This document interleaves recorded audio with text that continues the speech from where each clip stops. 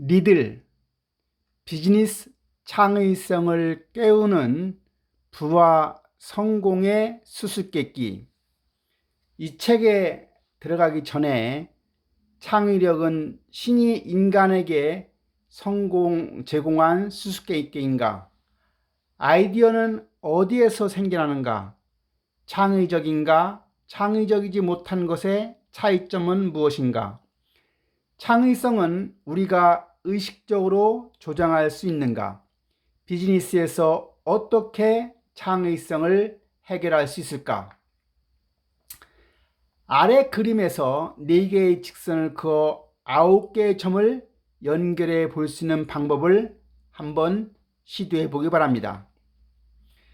니들 이 책의 특징을 보면 첫째, 비즈니스에서 어떻게 창의성을 해결할 수 있을 것인지 실천 방안을 제시하고 있습니다. 두 번째는 과거 창조적인 과학자들이 어떤 생각을 하였는지 분석하였고, 창의성이 만들어지는 과정을 통하여 우리에게 가능성과 용기를 주고 있는 책입니다. 세 번째는 창의적 통찰력을 키울 수 있는 통찰력의 5가지 해결 방안도 제시하고 있습니다. 네 번째, 창의적인가 창의적인지 못한가의 문제는 개인의 노력에 달려있고, 이 저자는 신화적 위치라 여겼던 창의성을 우리가 의식적으로 조정할 수 있다고 강조합니다. 이 책의 목차를 보면 1부에서는 창의성에 대한 오해와 진실, 2부에서는 창의성이 만들어지는 과정, 3부에서는 창의성을 깨우는 5가지 열쇠를 설명하고 있습니다. 그동안 역사적으로 위대한 발명가가 많았지요. 아인슈타인, 피카소 등. 일부 창의성에 대한 오해와 진실입니다. 창의성은 크게 예술적 창의성, 과학적 창의성, 고안적 창의성으로 구분해 볼 수 있습니다. 첫째, 고안적 창의성, 컨셉슈얼 크리에이티비티라고 하는 것은 무엇일까요? 고안적 창의성이라고 하는 것은 자신에게 당면한 문제를 해결할 수 있는 혁신적인 방법을 찾아내는 창의성을 말합니다. 고안적 창의성의 키워드는 문제를 해결의 요구와 욕망을 충족하는 목표가 키워드가 됩니다. 고안적 창의성에서 생각해 볼 것은 독창적인 사람이 과연 있을까요? 문제 해결을 잘하는 사람이 있을까요? 입니다. 고안적 창의성의 발상법은 첫째, 문제 발견을 위해 호기심이 있어야 하고, 두 번째, 제약 예측을 할 줄 알아야 되고, 세 번째, 고정관념을 탈피할 수 있어야 되고, 네 번째는 측면적 사고, thinking sideway를 할 수 있어야 합니다. 피카소보다 헨리 포드처럼 생각하라입니다. 구체화된 문제와 직접적으로 연결되어 있어야 합니다. 자동차 대중화를 위한 낮은 제조 비용이 문제가 될 수 있고, 새로운 아이디어는 독창적이어야 한다. 연속 흐름 생산과 교환 가능 부품 이론, 테일러의 과학적 관리법을 자동차 업계 최초로 도입한 사례입니다. 대상이 되는 사람들에게 적합한 것이어야 합니다. 포드 자동차 직원들에게 적합하여 생산성을 높일 수 있었던 것입니다. 비즈니스 창의성이 만들어지는 과정입니다. 비즈니스 창의성이 만들어지는 과정을 보면 뇌는 나름의 의지를 가지고 있습니다. 과거의 경험, 정보, 언어에 대한 기억은 창의성에 영향을 미칩니다. 하지만 고정관념이 새로운 시각을 방해한다는 사실입니다. 두 번째는 두뇌의 정보 처리 능력은 상상을 초월합니다. 세 번째, 두뇌는 한꺼번에 여러 일을 처리합니다. 비즈니스 창의성이 만들어지는 과정, 또 한 번 생각해 볼 것은 질문을 미완성인 채로 내버려 두는 것입니다. 즉, 창의적인 아이디어 조건을 제공하는 일이지요. 당신이 잠든 사이 벌어지는 일들을 한번 볼까요? 하나는 깨어있는 동안 경험한 일들은 수면을 통해 저장됩니다. 잠잘 때 현실의 압박에서 벗어날 수 있습니다. 세 번째는 주의력이 감소하는 시간이 바로 당신이 잠든 시간입니다. 수면은 창의성의 인큐베이트입니다. 첫째, 잠자기 전 해결해야 할 문제를 메모해 놓고 잠을 청하는 것이 도움이 됩니다. 정보는 꿈속에서 마구마구 재조합됩니다. 어떤 감정이 새로움을 자극할까요? 첫째, 편안하고 즐거운 마음은 주의력 향상에 도움이 됩니다. 둘째, 상황은 기억으로 떠오르게 합니다. 세 번째는 아이디어를 혁신의 깔때기에 가득 채워 넣는 일입니다. 세 번째는 비즈니스 창의성을 깨우는 5가지 열쇠입니다. 첫째는 호기심은 모든 한계를 초월합니다. 필요가 먼저인가? 호기심이 먼저인가? 발랑탱 아우이는 점자 개발 동기가 바로 성당 앞 시각장애 구걸 소년에게 동전 지급하면서 아이디어를 얻었다고 합니다. 에디슨은 최초가 아니었습니다. 즉 C&D 전략이란 차원에서 예를 들면 브록 앰블 갬블에서 감잡칩이 예였지요. 호기심은 아무도 독점하지 못합니다. 호기심을 키울 수 있는 방법은 무엇일까요?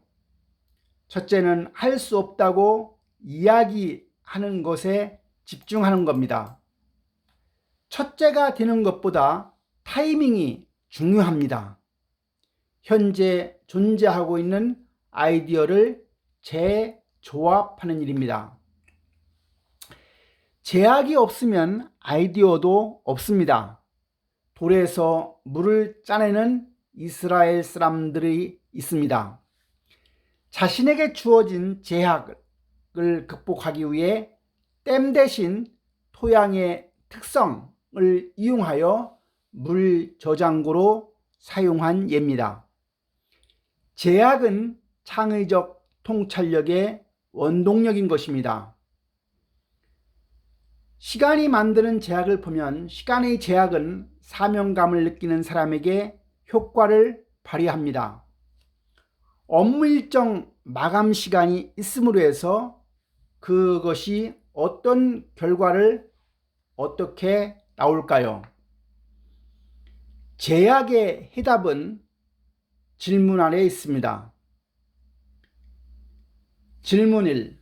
왜 에이즈는 아프리카에서 기승을 부리고 있을까요? 그 이유 중에 하나는 정보 전달에 어려움이 있기 때문입니다. 질문 2. 왜 정보를 전달하는 것이 어려울까요? 라디오 및 TV를 시청하는 사람이 적기 때문입니다. 질문 3. 왜 아프리카 사람들은 라디오를 듣거나 시청할 수 없을까요? 이유는 전원 공급이 어렵기 때문입니다. 질문 4. 왜 전원을 공급할 수 없을까요? 일부 지역에 전력망이 들어오지 않았기 때문입니다. 질문 5. 왜 라디오에 전력망이 필요할까요? 해결 방법으로 수동 발전기를 사용하면 어떨까요? 결론: 호기심과 전문 지식과 측면적 사고와 정보와의 만남, 제약 이론을 통해 해결할 수 있겠지요. 어떤 연관성이 아이디어를 도출시킬까요? 첫째, 별개의 영역들 사이의 관습을 벗어나는 연관성을 만들어야 합니다.